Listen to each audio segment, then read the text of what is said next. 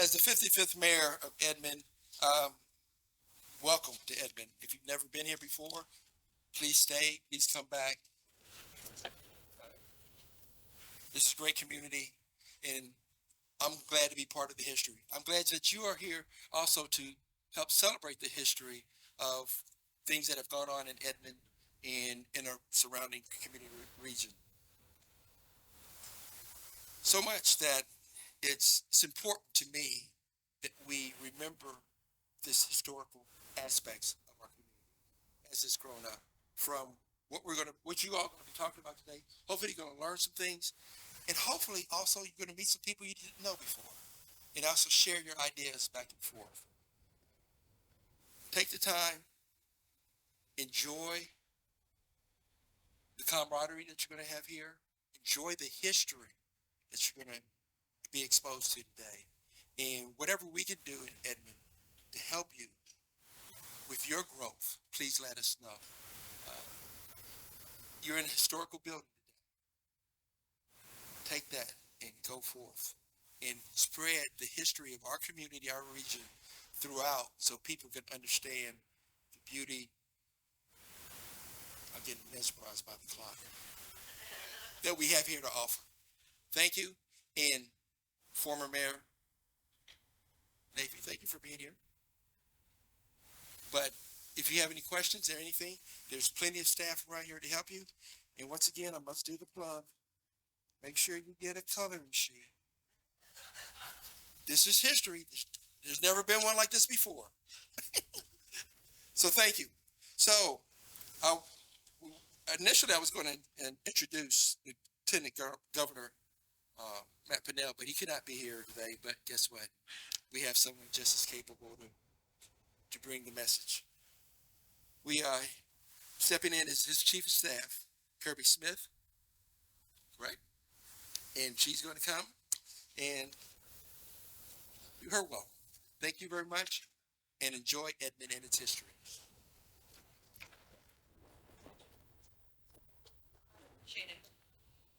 Already I have a takeaway. I can't believe that the Lieutenant Governor doesn't have a coloring sheet, and the minute he hears about this, you all that know him will know that that will be on my list of things to do today, probably. So my pleasure to be in Edmond this morning. I'm sorry that the Lieutenant Governor was not able to be here. I have actually been with him for 4 years, if you can believe it. Some days I can. And we had to reroute him this morning, so I apologize, but it is my pleasure for a couple of reasons. I do love this building. The mayor and Amy have graciously let us had a Route 66 commission meeting in this space before, and I just think it's a really great space. So I'm glad that the meeting's taking place in here today. I'm from a Route 66 town. I am an Elk City native, as the Joneses know. My friends from Hydro know. I think that's half the reason the Lieutenant Governor recruited me to work for him 4 or 5 years ago. But stopping by this morning, I think to talk a little bit about the success of the Route 66 passport, which would have been very great if I'd remembered to bring one.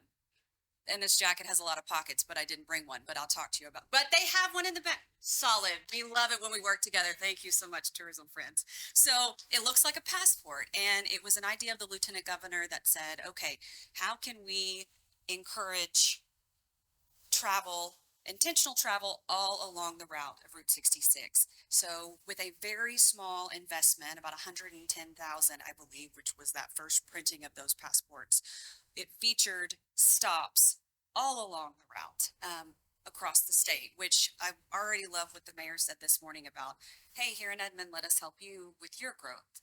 That is absolutely a pillar of what we try to do from the Lieutenant Governor's office is rising tides, raise all ships. We know just because it works one place doesn't mean it works somewhere else, but how can we use best practices? How can we be collaborative, work collaboratively, and not be siloed? And so one of the things that the Route 66 passport did, it shared points of interest all along the route, not just one particular area, and it allowed kind of a more collaborative welcome to our space. Spend time here, spend your dollars here, as the Lieutenant Governor likes to say. You go to the location that's in the passport, you get a stamp. Once you complete it, you can turn it in. And I think that there was there was a magnet that you got, and we saw a lot of success with that program. It helped generate about 28.6 million in lodging revenue. That was part, obviously it's not all dedicated to that, but a lot of it we could tie back to that Route 66 passport. So that's about a 22, I am having problems with numbers this morning. 259 to 1 ROI. Pretty good. Especially when you're talking about marketing programs. So we've had folks from different countries, I think 19 different countries that have completed the passport. It saw a lot of success. So it's just one idea that I think Amy wanted the Lieutenant Governor to talk a little bit about this morning, of a way to utilize what we have as a state working together, knowing the customers, the clientele that we're after, and how we can piece that all together. I don't know, where is the clock? It's stressing me out. Okay. No, it's not. I don't, is it going though? This is like, I was not in pageants, so I don't know. I was an FFA member and you just had to stop when somebody else stopped. So, I think that that's in large part what I wanted to hit on this morning. But truly allow me to say, on behalf of the Lieutenant Governor, who is the greatest champion I think that there's been in a long time, for tourism and showcasing what makes Oklahoma unique and leaning into that. Thank you for being here today and dedicating your time and driving from where you drove from to be a part of a conversation like this. Truly that matters, and we value that. I was sitting in my car getting my stuff ready, and I was seeing some familiar faces walk in, and I know how far they drove, and so thank you so much for being a part of that. We really value that. So we hope that today is a great use of your time. You're in a great space. We've got Route 66 passports in the back that you can see up close and personal. And so, again, on behalf of the Lieutenant Governor, thank you so much for the opportunity to be with you all for just a moment this morning. Thank you, Amy. Am I supposed to introduce Trait? I would love to introduce my friend Trait Thompson. We are on the same speaking circuit this week. Trait and I are speaking together this morning, and then also on Saturday. Trait, there it is. My friend Trait Thompson is the executive director of the Oklahoma Historical Society, where he's been since 2021, but he began his career with the state as the policy director for former Oklahoma State President Pro Tem Brian Bingman. In 2014, he assumed the project manager role for the Oklahoma Capitol Restoration Project, shepherding the preservation and restoration of one of Oklahoma's most important historical artifacts, our state capitol.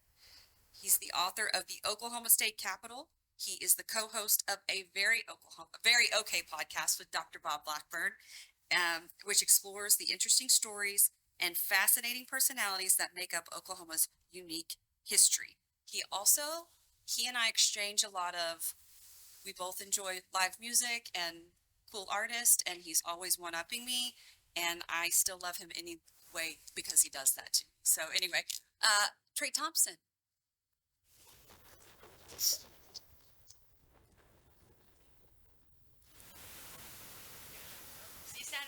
Yes. Well, thank you so much, Kirby. That is a very nice introduction, and it's such a pleasure for me to be here. And yes, Kirby and I will be speaking in Tahlequah on Saturday morning, and I'm very much looking forward to that as well. This is a great conference for the Oklahoma Historical Society to be a part of, because you may not know this, but we kind of dig old things. That's one of the things that we really get jazzed about. Old buildings, old structures. My friends, Linda Ozan, Michael Mays back there with our State Historic Preservation Office, they help make sure that old buildings and structures throughout the state of Oklahoma are preserved for future generations. And it's one of the things that we're thrilled to be able to do. Also have some other OHS staff here. We have, I saw Anna Davis over here. Anna is our publications director for the OHS. And while Jason Harris isn't directly on staff, he manages one of our other sites, which is the Chisholm Museum in Kingfisher, Oklahoma. And so we're always thrilled to be at events like this. The WPA was created in 1935 to administer $5 billion in public works projects with the goal to employ as many people as possible for the long-term benefit of local communities. 119,000 Oklahomans were employed through the WPA from 1935 to 1937. And some of the projects that were undertaken through the WPA were road building and road improvements, especially those farm to market roads to help farmers and ranchers get their materials to market. And that made up almost half of the WPA expenditures in Oklahoma.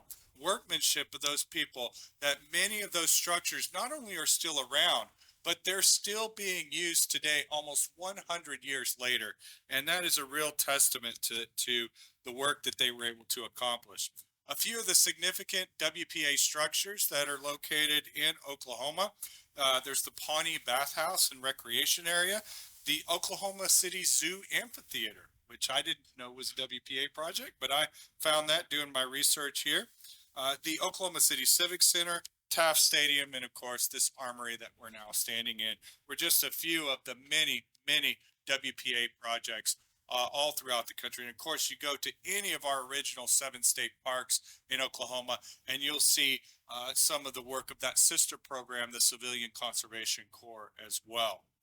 And even though 2035 seems like it is far away, I will tell you this: I have been involved with the planning for the 100th anniversary of Route 66, both as a member of our state's Route 66 Centennial Commission and the National Route 66 Centennial Commission. And I could tell you, when we started that work, 2026 seemed like a long way away, and now it is knocking on our door. So it is never too early to start planning for these kinds of events. And the fact that so many of you took time on a Thursday morning to show up here and to be a part of this shows that there's a lot of interest in there. Sarah, I didn't see you back there. So another one of our fantastic OHS folks over here. So I appreciate all of your involvement, making time today to be a part of this planning station. Amy Stevens, just one of my favorite people in all the museum world. She does such a great job. I'm a citizen. I live here in Edmond. She does such a good job of making this museum a place of the community. And I'm so glad that you were able to put this together for everybody here. I look forward to participating as we move forward to planning the 100th anniversary of the WPA. I look forward to the Oklahoma Historical Society playing a big role in all of this. And so this is going to be something that is going to be great for our entire state. And we're thrilled to be here and to be a part of all of this. So I wish you all a fantastic day as you move forward. And now it's my good pleasure to introduce my friend, Dr. Bob Blackburn. Dr. Blackburn is someone that many of you know. Of course, he was a part of the Oklahoma Historical Society for over 40 years. He led the Oklahoma Historical Society for 20 years. I can't go any, in fact, it just this morning, this fine lady up here said, "Oh, you're the director of the Historical Society. You have big shoes to fill." And boy, that is true. Believe it or not, I've been here in this position for 3 years, but having Bob as someone who really set the standard of excellence for the Historical Society is something that I strive to live up to and to exceed every single day in my tenure here in this agency. Of course, Bob is in the Oklahoma Historians Hall of Fame. He is also in the Oklahoma Hall of Fame. He is an author of many, many books. His most recent book being A History of Twin Hills Golf Course, which you should come and pick that up at our fine gift shop at the Oklahoma History Center. But he's just done so many great things for this state. But I would guess that if you were asking what's your favorite thing you've ever done, it's probably co-hosting our podcast together. A very okay podcast, which is our Oklahoma History podcast. But Bob, so great to always see you, and it's so great to be taking up the reins from where you left the Oklahoma Historical Society. So come on up and let's get the benefit of your years of knowledge and wisdom. So, thank you, Bob. As some of you know, once I get started, I get excited. After 45 years in this business, I can't help it. I still love history. Once I start talking, all these things come to me. So today I'm going to try to stay focused on this clock. So it's the blue part that I'm looking at there. Okay. Thank you very much. And Brenda Granger, who started this museum 30 some years ago. I was working with Brenda at the time. And one reason that I've been so familiar with the staff here and this building is that I am a native of Edmond. Born 1951, was raised in Edmond. My dad, the connection here with Route 66, he was a highway patrolman, one of the first one as they reorganized the highway patrol after the war. He was a veteran, came back, got a job, big, tall guy, fighter, just like the whole thing, but he was assigned to Route 66, so we moved to Edmond.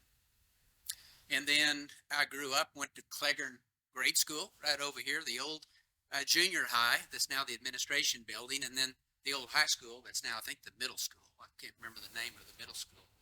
It expanded so much. But this is where I came to Cub Scouts. And somewhere, it seemed like there were partitions in here. Does anyone else remember there were partitions in this building at one point? And we were over there, would come in through some of the sliding doors. So I have that memory. I remember the Bronco Theater, getting my smallpox vaccination, walking up the stairs. I see a couple of heads nodding. There are a couple of Edmond natives here as well. And then talking to Richard and James earlier, there were 7 PhDs in history that came out of Edmond High School from 1960 to 1969. And so there's something in the water of Edmond that we love history, and we make history, and we record history. And today, Amy has asked me to talk a little bit about the New Deal in Oklahoma.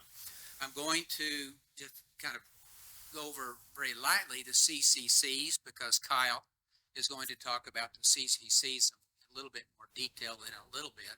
The way we think about our institutions, our sense of community, the way that we should work together, the way that we should have the greatest good for the greatest number of people among our services. A lot of that comes from the 1930s, and in many ways, the hard times of the 1920s.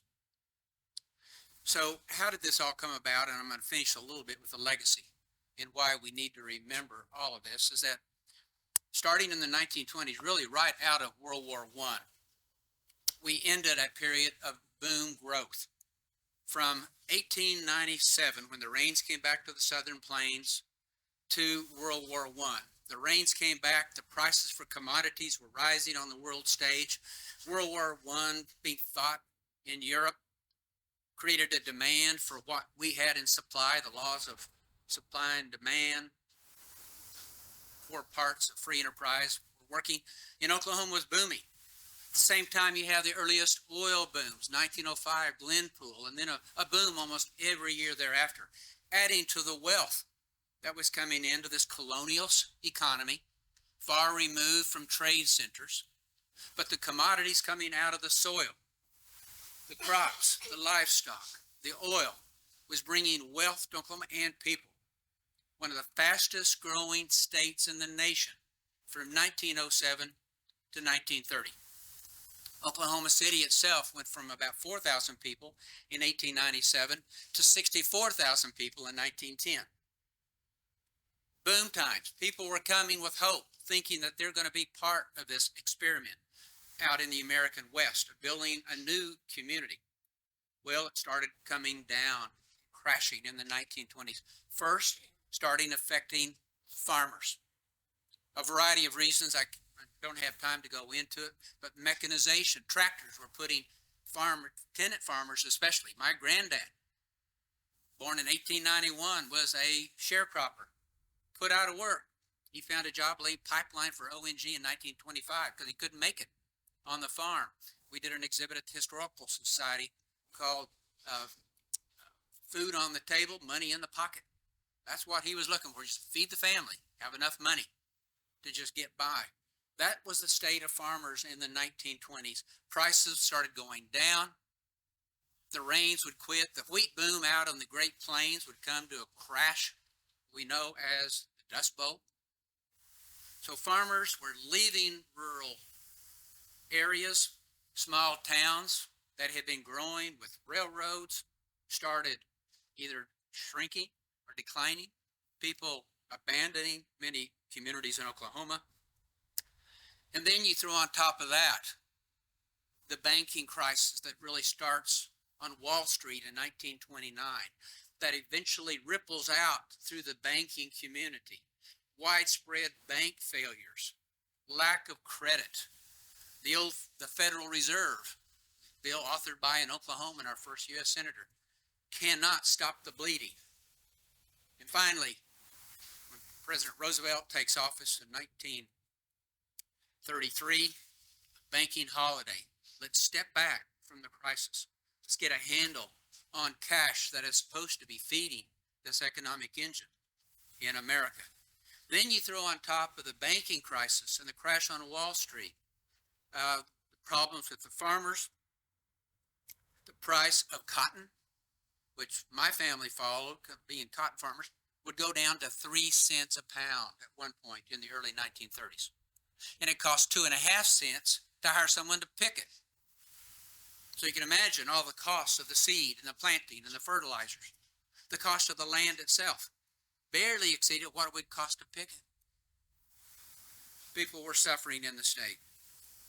Oil, for a brief period, kept the economy from totally tanking in Oklahoma City.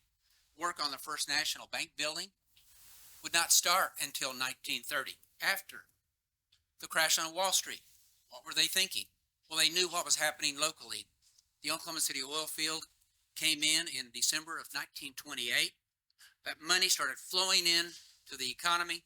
People were moving here to work in the oil patch, and that delayed the impact for a little bit in communities, even Edmond in Oklahoma City, but it would catch up to us. We do know that in 1931, during the Hoover administration, when very little was being done to ease suffering, we had a city manager in Oklahoma City named Albert McCreal. And Albert McCreal cared about his community, and he did a survey, found out there were 3,000 homeless families huddled along the North Canadian River in Oklahoma City between May Avenue and the Santa Fe tracks. 3,000 families, over 700 children under the age of 6, were so destitute that they were living in caves in the river with shanties built out of waste products. Before federal relief, before any state relief, he created the community camp using oil revenue at the time that was flowing into Oklahoma City's coffers to build a camp just for those people, with roads and schools and sanitation, giving those people hope that tomorrow would be better than today, trying to break a cycle of poverty that they had brought with them to the banks of the North Canadian. We do know by 1935, 23% of all Oklahomans who had been employed, and this does not include people who wanted to be employed, but those who had been employed, 23% were unemployed. In some rural communities, that went to 40% of the people being unemployed. So we know we had the hardship. And we had a governor at the time, William Alfalfa Bill Murray, elected in 1930. Took office in 1931. He was an old-fashioned 19th century conservative populist, believing in survival of the fittest. If you were poor and down on your luck, it's your fault. Small government, a fear of federal government, centralized authority. He was one of the authors of this populist document we call the state constitution. A fear of big business, a fear of big government, a fear of really community action. That the best society is that where survival of the fittest is going to winnow out the weak and the dumb and the slow and reward those others. Did very little in his years.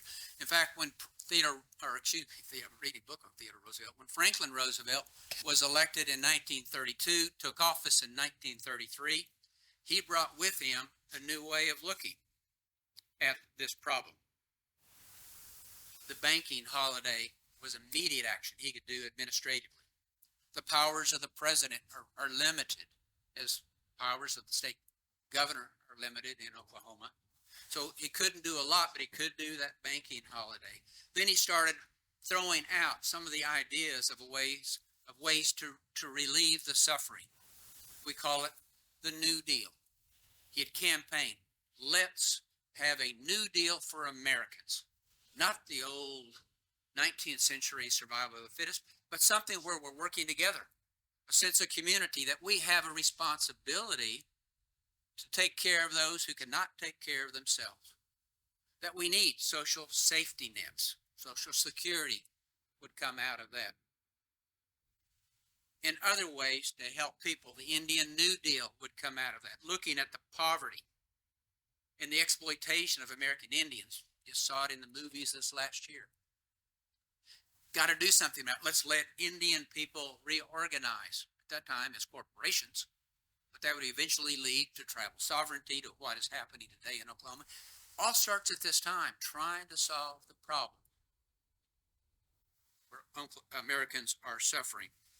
Well, they tried the Agricultural Adjustment Act, which is one of these new programs, which was largely trying to get farmers and ranchers to cut back on production, seeing that overproduction with the declining demand was cratering the prices. Basically, it made the problem worse, because as the landowners who got the grant pulled back on production, those tenant farmers, those sharecroppers, no longer had a way to feed their families. Then they're uprooted. If you've seen, well, read the novel, John Steinbeck's novel, Great of Wrath, and then the great movie, John Ford, which is, they're both pieces of art. They're not history. It's a bad rap in Oklahoma. Basically, that's the story of these tenant farmers, these share farmers, being tractored off of the farm, being the land taken by banks. It's dramatized, of course, but the reality was there. People were suffering. So the AAA would not succeed. The National Recovery Act was another early experiment with the New Deal of how can we get the economy going. The idea was to fix prices through, quote, fair practice codes, to try to get people in companies within an industry to say, we will set prices. We will not just base it on the basic law of supply and demand. We're going to set the prices, set the wages, try to get the economy going again. Eventually, price fixing by the government would be accepted, especially during World War II. And in the latest, Richard Nixon, we were still fixing prices on oil and other commodities, trying to regulate the economy, but it's all beginning. The NRA would be declared unconstitutional, not because of the price fixing, but it's because Congress did not give the president the powers to do it. So it declared unconstitutional. CCCs in Oklahoma, probably the first real impact. Kyle is going to speak about that a little bit more. It was a way to put food back on the family table, a way to give people hope that they could do something in their lives. I had a bunch of my mom's cousins back in Arkansas, all went through the CCs, changed their lives. It gave them dignity. It gave them a purpose. It was making a difference because it was administered through the Department of Defense, the Army. It could bypass state government, where Alfalfa Bill was obstructing most of these federal grants. But in June of 1935, Congress passes the WPA, Works Progress Administration, with the idea we are going to help people. We are going to reboot the economy. We're going to give people hope. The idea is that let's employ these people who are unemployed, with the idea that we would pull people off of the relief rolls. So you had to be on a relief roll. At that time, county government actually had responsibility for commodities. County poor farms had been part of our history up to that point, and the county agents would put together rolls of the people out of work. So pulling people off of those relief rolls made you eligible. Once you got a job with the WPA project, limited to 130 hours a week, but a minimum monthly income of $24. $24 a month was a guaranteed minimum wage. Well, that would put food on the table. By putting a shovel in someone's hands and saying, you're going to build a new structure. You're going to lay more road. You're going to build a school. Dignity, part of the community, what we're doing together. As Trait said, about half of all the money coming in WPA went to roads. Armories, over 51 armories built in Oklahoma, including the one we're in today. Route 66 would be finished with WPA labor. And the idea was that a state entity, it could be the state government, it could be state agencies, it could be county government, city government, eligible for these grants. And the federal government would provide the money for the labor, if the local entities would provide the materials, the land. And we jumped into it. The state park system begins with these grants to create those, for I think it was 7 original parks, all established through this program. The armory serving the communities in a variety of ways, a place to come together. For the Cub Scouts, for dances, for roller skating, for an opportunity to pull a community together. But it goes beyond just construction projects. There is the WPA Art Project in Oklahoma City. It was headed by Nan Sheets. That would be housed in the new municipal auditorium built with WPA funds. When Red Mosier got those original grants for the Civic Center, 1935, would complete the county courthouse, the city hall, municipal auditorium. Today we call it the Civic Center. All built and opened in 37. Nan Sheets with the Art Project, going in with the mission that art should not be just for those who are rich and can travel to Europe to see a museum, but it should be part of our daily lives, with art classes, with art education in the schools. The WPA Writers Project, Grant Thorman, a leader in the Oklahoma Historical Society, was the director, taking unemployed journalists and writers and saying, you now have a job.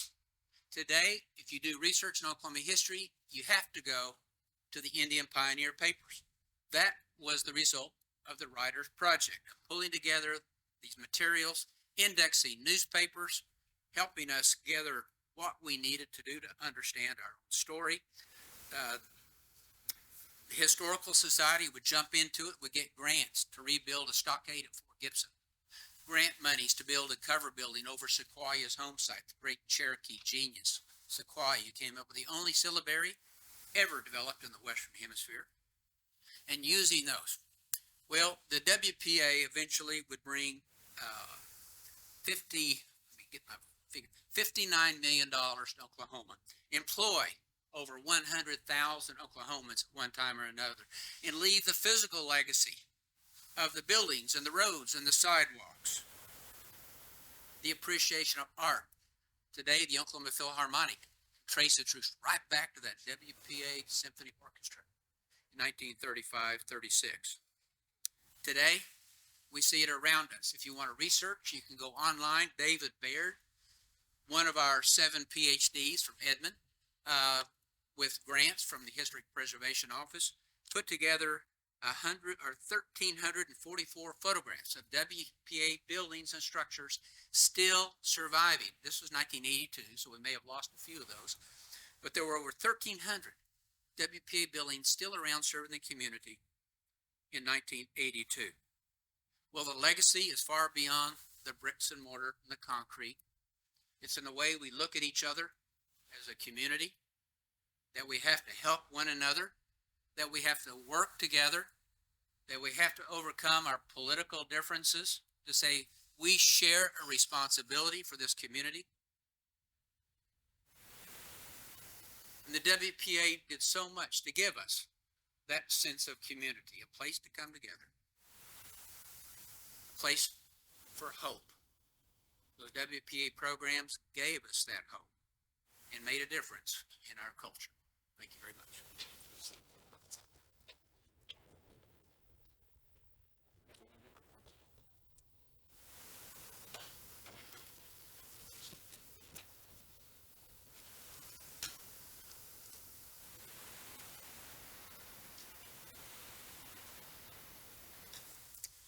Thank you so much to Dr. Blackburn and Trait, Kirby, and Mayor. Appreciate your words today. I have a few announcements before we take a break. Can you believe it's already break time? It's flying by. First off, sorry if the clock is stressing out the speakers, but it's working. We are on time, so I'm very proud of that. A few of you look distressed by the sound of running water, so I wanted to explain that. You're hearing it like pouring water coming out of the corner. The city of Edmond has done a wonderful job of taking care of this building, and about 5 years ago, we got a fancy-dancy HVAC system that pumps humidity, it pumps water in and out of this building at all times. It keeps our people comfortable, it keeps our artifacts happy, so it's a little bit noisy, but it's a wonderful thing, so so don't worry about that, okay? I have a few announcements before we are released for our break. First off, about some of the things going on here in the building. You are invited to visit the resource tables throughout the day. We've got Oklahoma Tourism and Recreation Department here. We have Old Home Rescue, and they are our snack sponsor today. I posted this morning, Morgan, about the work you've been doing on our Victorian house. So he's done a wonderful job of taking care of historic structures in Oklahoma. And we have the State Historic Preservation Office, which you will hear from them a little further today. And we have some resources brought by some of you. I also want to mention that over here is a huge 2 tables of books about the Great Depression era. These are resources that the steering committee and staff have brought in for you to just look through. There might be something that catches your eye and you might want to go order it from the local bookstore or off of eBay. So please enjoy those resources. And also, Derek, our curator, put together a couple of display cases of some of our artifacts from the 1930s, of things that were here in Edmond. So please take a moment to look at those as well as any of our exhibits today. I also encourage you on your break, we gave you a little bit longer break this morning, so you can take a stroll outside. I know it's a little chilly, but you really should see the beauty of the architecture of this building on the outside. And also Stevenson Park. The park that we are living in, it started in 1892. It's the oldest park in Edmond, and it just went through a major renovation. In fact, it's still going on. There's still some finishing touches, but you will notice that a lot of work went into saving the WPA structures that we had. The citizens felt very strongly when they started talking about let's renovate the park. There were a lot of people going, wait a minute. But the city officials listened and they saved the rock structures in the corner, the bridges, and those are marked on the map in your packet. So please go enjoy those for a few minutes. You will also have time to see them after lunch and at the end of today's session. I want to mention that this park, which will be officially opening in just a number of weeks, we are going to be hosting the Route 66 Blue Hippo Festival on June 15th, so you can mark your calendar for that. The Blue Hippo is one of our fun landmarks along Route 66, and so we're just going to have a lot of fun with that in our brand new park. Okay, let's talk about lunch. I'm going to make some more lunch announcements after Kyle finishes his talk, so you can be immediately dismissed. But lunch will be at the American Legion, which is in your packet. It's 1 block this way along 5th Street. This is 5th Street, and over there is 4th Street. But you need to know that 5th Street, because there's some still construction going on, the parking, or rather the sidewalks are a little bit jaggedy. So if you have any mobility issues, that might not be your best choice. You're going to, at one point, be out on the road for just a second, but it's a little bit of an awkward walk at the moment. If you would like, the 4th Street is a little bit longer walk, but it has brand new sidewalks and it's very, very easy to walk, and you can have a good view of the park. Yes. Completely open now. Wonderful news. Thank you, Michelle. Okay, another opportunity for you to see some great history here in Edmond. There is, right next to the American Legion, our 1900 Victorian rod key house. It is not WPA, but it is the coolest thing. And you can pop in and look at it. We're going to open the back door because Morgan and his team are replacing our front porch at Old Home Rescue. So please just pop in there. We use that as a rental facility. And so it's not decorated up like a Victorian house, but you'll see how we have taken an old structure and rehabilitated it for a new use, which is what hopefully a lot of us are doing with our WPA properties. Let's see. Is there anything else I need to address before we take a break? Okay, you have a nice long, a little bit extra time. If you could be back at 10:50, we will start promptly at 10:50, okay? Thank you.